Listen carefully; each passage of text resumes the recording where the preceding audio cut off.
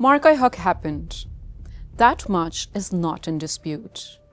What India released a year later is not the record of it. It calls itself a declassified fact. What it actually is a film.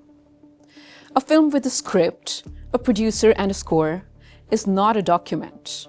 It's a story, and that too fictional. So let's go through it claim by claim and see if the story survives contact with India's own record.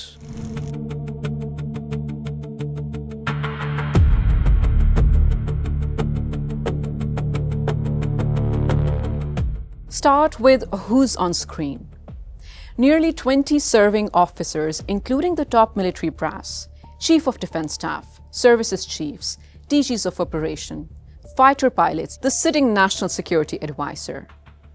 If the record spoke for itself, you would not need 20 stars and the NSA in the room to say so. And it gets stranger once you look at who's behind the camera. The directors, Prabhu Asgankar and Manika Berry Asgankar, have built their entire catalogue on Indian Army content, made hand in hand with the Indian Army's own PR wing. ADG PI credited right there like a sponsor. One officer says on camera the story would unfold like a good movie. We will unfold it like a good movie. That's the whole game right there, in their own words. The point was never the facts. It was a movie.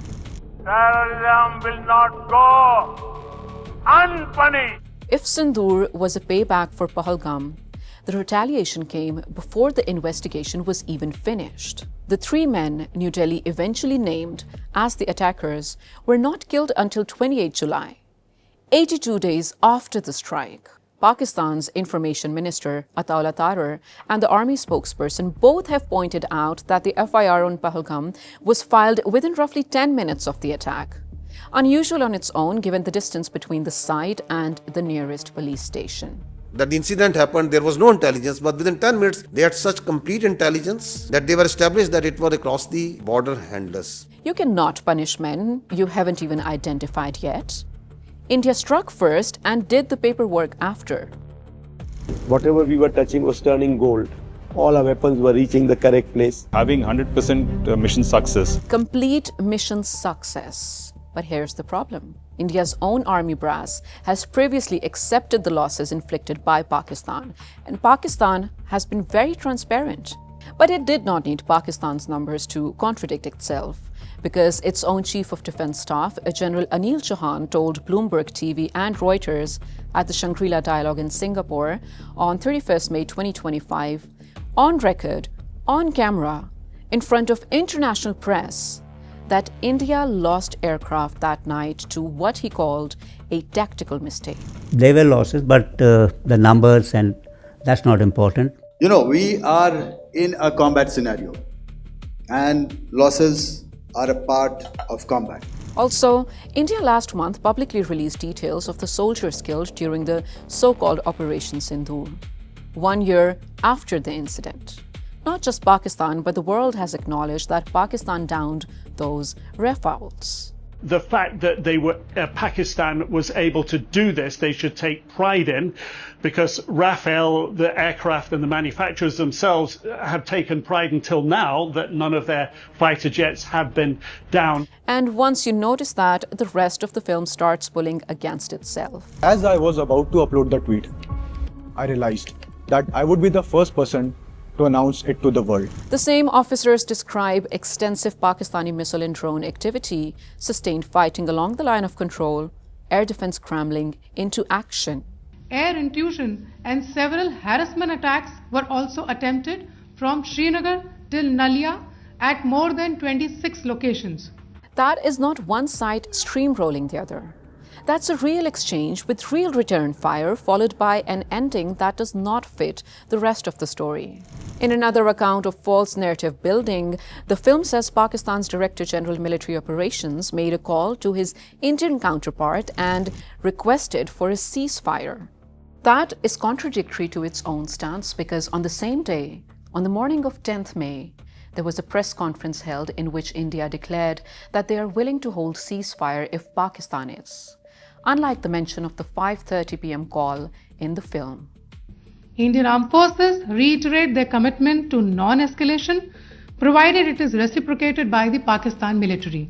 Well, incorrect, because Pakistan's ISPR already announced last year. Let me say it very clearly and put it on record. Pakistan never requested. We will communicate back only after we have given the response that this and retribution that this act deserves. So for Indian generals to pick up on this more than a year later for a little reenactment in a film does not change the reality. The technology segments raise their own questions, mostly by what they leave out. The film goes long on IACCS fusing radar and AVAX data and Akash-T running the air defense and net in real time. Proof, it wants you to believe, of modern self-sufficient force.